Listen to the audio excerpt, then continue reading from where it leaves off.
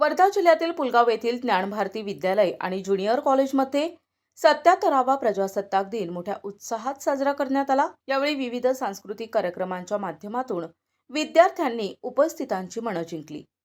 युवक भारती शिक्षण संस्थेच्या उपाध्यक्षा ॲडव्होकेट नेहा रावेकर यांच्या अध्यक्षतेखाली हा सोहळा पार पडला।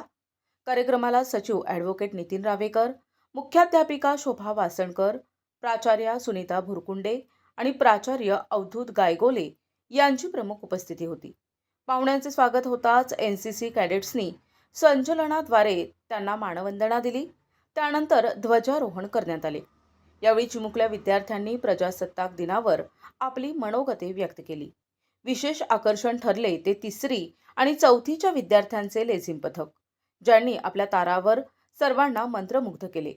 तसेच कराटे प्रात्यक्षिके आणि देशभक्तीपर गीतांच्या सादरीकरणाने परिसरात राष्ट्रभक्तीचे वातावरण निर्माण झाले होते।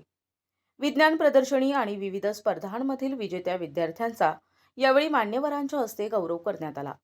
कार्यक्रमाचे संचालन श्वेता मोरे यांनी केले, तर आभार निरुपमा यादव यांनी मानले।